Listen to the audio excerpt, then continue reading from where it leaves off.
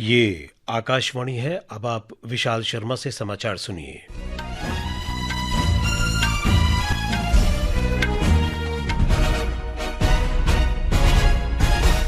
प्रधानमंत्री नरेंद्र मोदी ने कहा है कि 3 देशों साइप्रस, कनाडा और क्रोएशिया की उनकी यात्रा से सीमा पार आतंकवाद के खिलाफ लड़ाई में भारत को इन देशों के पुरजोर समर्थन के लिए आभार व्यक्त करने का अवसर मिलेगा।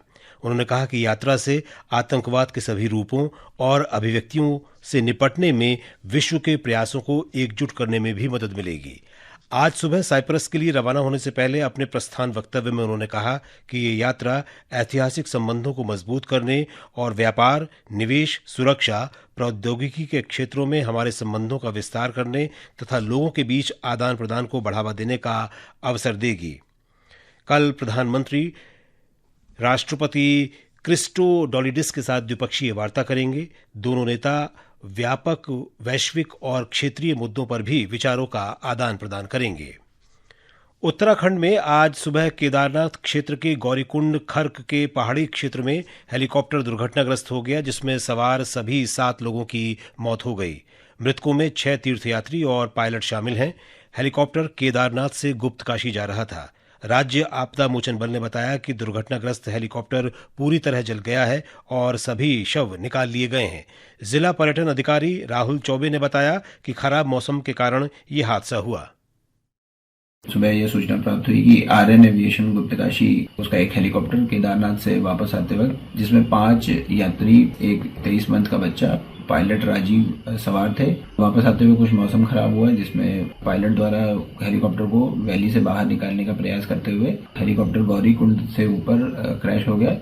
मुख्यमंत्री पुष्कर सिंह धामी ने हेलीकॉप्टर सेवाएं 2 दिन के लिए स्थगित करने का आदेश दिया है। इस दुर्घटना पर गहरा दुख व्यक्त करते हुए उन्होंने कहा कि यात्रियों की सुरक्षा सर्वोच्च प्राथमिकता है।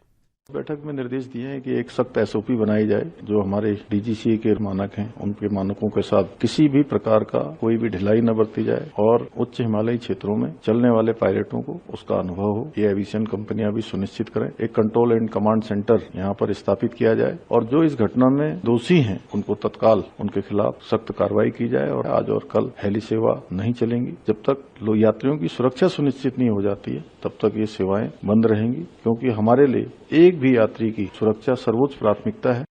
गुजरात के अहमदाबाद विमान हादसे में अब तक 32 मृतकों के डीएनए नमूनों का मिलान हो चुका है और 14 शव उनके परिजनों को सौंप दिए गए हैं। सिविल अस्पताल के अतिरिक्त अधीक्षक डॉक्टर रजनीश पटेल ने बताया कि मृतकों में 4 अहमदाबाद, 2 वडोदरा, 1 खेड़ा, 1 अरावली, 1 बोटाद, 4 मेहसाणा और 1 उदयपुर से हैं। जिन मृतकों के डीएनए नमूनों का मिलान हो गया है, उनके शव परिजनों को सौंपे जा रहे हैं। पूर्व मुख्यमंत्री स्वर्गीय विजय रूपाणी का डीएनए मिलान हो गया है। गृह मंत्री अमित शाह ने आज लखनऊ में एक कार्यक्रम में उत्तर प्रदेश पुलिस के 60,244 नवनियुक्त कांस्टेबलों को नियुक्ति पत्र सौंपे। राज्य के कानून प्रवर्तन को मजबूत बनाने की दिशा में ये एक महत्वपूर्ण कदम है। मुख्यमंत्री योगी आदित्यनाथ भी इस अवसर पर मौजूद थे। श्री अमित शाह ने कहा कि प्रधानमंत्री नरेंद्र मोदी के नेतृत्व में देश के पुलिस बल का आधुनिकीकरण शुरू हुआ है। उत्तर प्रदेश में इसकी शुरुआत वर्ष 2017 में हुई थी। गृह मंत्री ने सभी नवनियुक्त कांस्टेबलों को बधाई दी। ये 60,000 से ज्यादा युवा जो उत्तर प्रदेश के हर समाज, हर जाति, हर जनपद, हर तहसील का प्रतिनिधित्व करते हैं, वो सभी आज से भारत के सबसे बड़े पुलिस बल का अभिन्न हिस्सा बनने जा रहे हैं। और इसलिए मैं ये सभी 60,244 युवाओं को मनपूर्वक अनंत अनंत शुभकामनाएं देना चाहता हूं। ईरान और इसराइल के बीच प्रत्यक्ष संघर्ष सबसे घातक चरण में प्रवेश कर गया है। एक दूसरे पर हमलों के बाद आज इसराइल के शहरों में 10 लोग मारे गए और तेहरान में एक तेल डिपो में भीषण आग लग गई। दोनों देशों के बीच सैन्य संघर्ष का ये लगातार तीसरा दिन है। हौसी विद्रोहियों ने संघर्ष में शामिल होने की घोषणा की है। इससे इस क्षेत्रीय संघर्ष के और व्यापक रूप लेने की आशंका है। इस बीच अमेरिका के राष्ट्रपति डोनाल्ड ट्रंप ने ईरान को अमेरिका पर हमला न करने की चेतावनी दी है। उन्होंने कहा है कि अगर ईरान अमेरिका पर हमला करने की कोशिश करता है तो अमेरिका के सशस्त्र बल पूरी ताकत के साथ उसका करारा जवाब देंगे। इसके साथ ही समाचार बुलेटिन समाप्त हुआ।